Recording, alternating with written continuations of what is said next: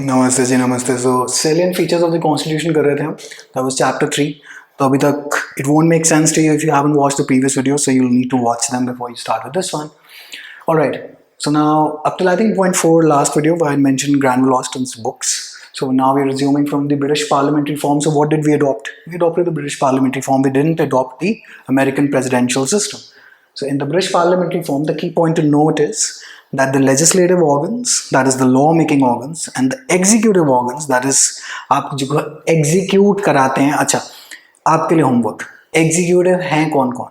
What exactly is an executive post? Judicial post तो आप मुझे अच्छी तरह बता देंगे कि जी कोर्ट हैं, आपके क्या बोलते हैं, डिस्ट्रिक्ट कोर्ट है, हाई कोर्ट है, सुप्रीम कोर्ट है, जो भी है, जुडिशरी आ जाएगी. Legislative is basically the lawmakers. Who are the executive? If I don't get comments that are making sense or that are incorrect, I'll do a dedicated video on who exactly this executive is. क्योंकि executive बोलना तो बहुत आसान है, but executive हैं कौन exactly? Alright. So this form system is basically based on cooperation and coordination between these two. Alright. The US form is based on the doctrine of separation of powers कि legislature अपना ही काम करेगा अलग and executive बिल्कुल ही अपना काम करेगा. Similar DPSP on similar lines, that is on Article 50, where we are trying to keep the judiciary away from the executive. Again, executive हैं कौन? Get this fact straight, मतलब clear in your head, and polity will make a lot more sense. This term is very very crucial. In fact, चलिए अब बोलते बोलते मुझे लग रहा है कि मुझे एक dedicated video I'll just do on the executive. Now, MCQ. अगर आप लक्ष्मीकांत में point number 5, what is the model of government? What is it known? So this is known as the Westminster form of government. This is a place in London where the British Parliament is located. So Westminster, not Westminster. All right. So if a funny option comes as Westminster. All right. Okay. American presidential system is done. Now, why are we? अगर आप Constitution के preamble में जाएंगे. So remember, we are doing salient features. So now we are broadly looking at the Constitution without diving into the micro details of each topic. So first and foremost, preamble के अंदर sovereign, socialist, secular, democratic, republic. Republic शब्द का मतलब क्या है? Republic Arnab Goswami वाला republic नहीं, वो तो भाई साहब आके just shout and scream at television at 9 in the night. But the Indian state has an elected head. Therefore, we are a republic. That means now in the British system, the Queen तो hereditary चल रहा है ना सारा काम, but हमारे यहाँ चुनाव हो जाता है कि हमारा president कौन होगा. Elected head. अच्छा, elected head of the Indian state is the president or the prime minister? Just to confuse you, just to get your mind to think, because see, this me extracting out bullet points from Lakshmikant and then spoon feeding it to you, कोई paper clear नहीं होगा. Till the time that you start thinking on your own, then paper clear हो जाएंगे. क्योंकि question जैसे ही modify हो जाएगा, आप चौका मार लेंगे अपने आप, without and knowing that which balls leave out. Anyway, general ज्ञान aside, Indian Parliament is not a sovereign body. You will spelling जरूर देख लीजिएगा. कई लॉ एंट्रेंसेस में बड़ा फ्रीक्वेंट क्वेश्चन है सॉवरेन की स्पेलिंग. अब obviously this is not stuff dedicated to law entrances, but still good to know. Sovereign E पहले आता है या आई पहले आता है? देख लीजिए, एम आई करेक्ट और am I incorrect? Sovereign. And what does sovereign mean exactly? Sovereign means पिताजी ऑफ ऑल, जिनका कोई कॉम्पिटिशन नहीं, मीन्स जिनके ऊपर कोई चैलेंज नहीं. Indian Parliament is not a sovereign body. The statement means Supreme Court can strike down the laws, no?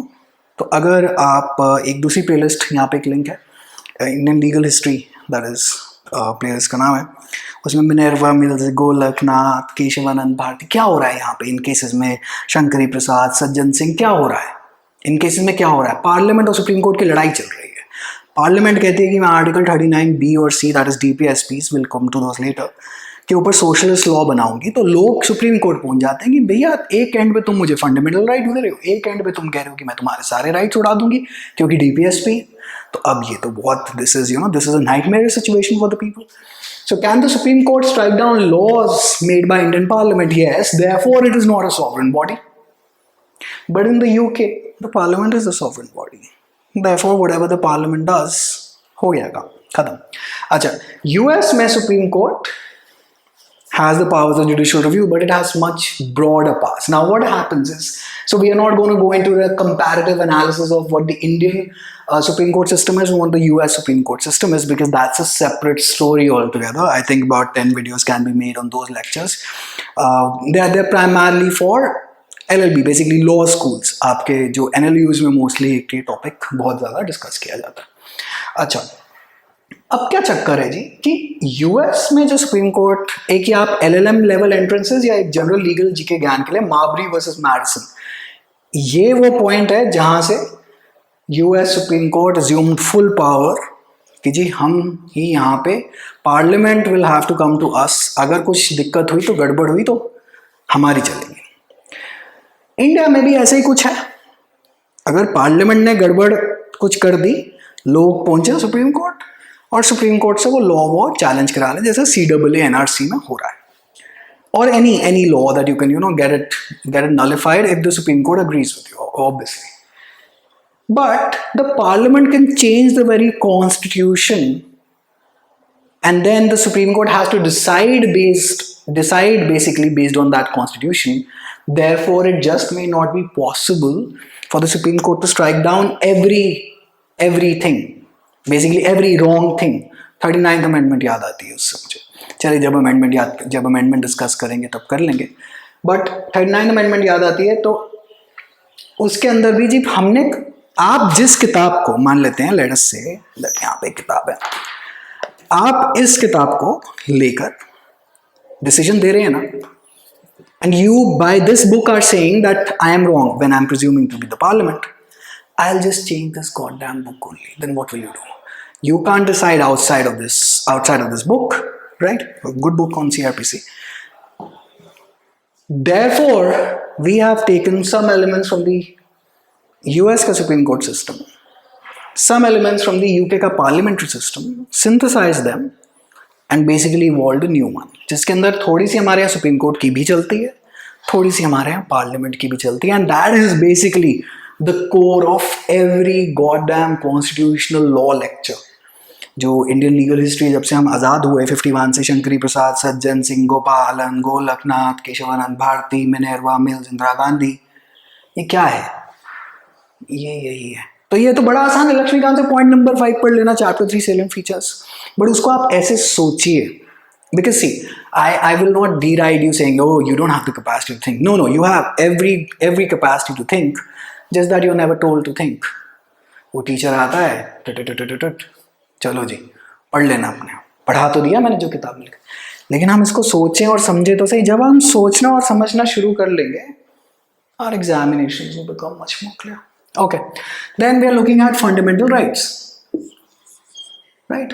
We're looking at fundamental rights because that now overall we have discussed where the constitution is coming, where it's going, what is it broadly. Now we are going to look at macro to fundamental rights and fundamental duties and DPSPs. Sorry, DPSPs first and then fundamental duties. है ना? Fundamental right क्या? Which part? 3. Part 3 of the constitution. Part 1 क्या? Union and its territories. Part 2 क्या? भाई जब state बना दिए तो साथ में सिटीजनशिप भी बता दो. 5 to 11. 3 क्या है? Fundamental rights as told. 4 क्या है? DPSPs. पहले हमने बताया कि हम कौन है एरिया वाइज, फिर हमने उसमें बताया कि हम लोग कौन है, लोगों के राइट्स क्या है, फिर स्टेट की जी हम डायरेक्टिव प्रिंसिपल दे रहे हैं उनको कि जी आप ऐसे कानून बनाइएगा इन लोगों के लिए. Then we go to fundamental duties, that is 4A, inserted by Swaran Singh committee. So let's label this instead of 5, let's label this as 4A. 5 के 5 पार्ट हैं, मतलब 5 chapter. This is basically part 5. Part 5 क्या? किसी को कुछ नहीं पता. Part 5 क्या? द यूनियन, यही है ना, द यूनियन. ओके, चैप्टर 5 में. पार्ट 5 जब अगली बार जब मिलेंगे तब डिस्कस करेंगे. इनके 5 चैप्टर्स हैं यहाँ पर, ठीक है. पार्ट 5 के 5 चैप्टर, सिंपल। अच्छा, फंडामेंटल राइट्स में मोस्टली वैसे तो 12 से 35 पे चलता है हमारा पार्ट 3, पर मोस्टली अगर आप देखें तो आपके जो क्या बोलते हैं, राइट टू इक्वालिटी कहाँ पे दे रखी है, 14 to 18, राइट टू फ्रीडम क्या क्या है जी, 19 to 22, then we go to 23 to 24, right against, छोटा लिख लेते हैं, राइट अगेंस्ट एक्सप्लॉयटेशन, 25 से 28, right to freedom of religion, FOR लिख लेते हैं, 29 से 30, कल्चरल एंड एजुकेशनल राइट्स।